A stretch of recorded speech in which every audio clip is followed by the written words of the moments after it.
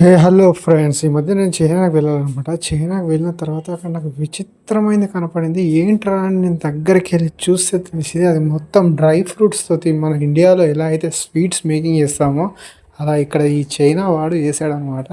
పర్లే అని మా మేడం వాళ్ళ దగ్గర తీసుకోవడం జరిగింది. దాని టేస్ట్ ఎలా ఉందనేది కూడా చూసి చెప్తాను. కానీ చూడండి ఎంత విచిత్రంగా, ఎంత హైజెనిక్గా. అక్కడ పిస్తా, బాదాం, ఈచ్ అండ్ ఎవ్రీథింగ్ అన్నీ ఉన్నాయి ఫ్రెండ్స్ అక్కడ.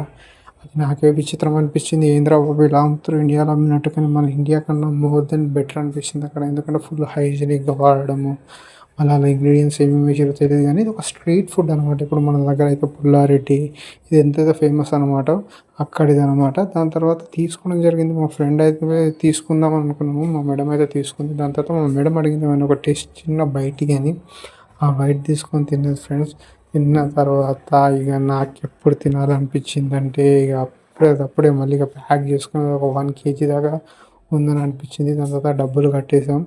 డబ్బులు కట్టేసిన తర్వాత మేము తీసుకోవాలా లేదా అని ఆలోచిస్తూ ఉండగా అది ఒక చిన్న బయట అయితే తీసుకున్నాం. మాకైతే మస్త్ అనిపించింది, నిజంగా చెప్తున్నా. Full update version.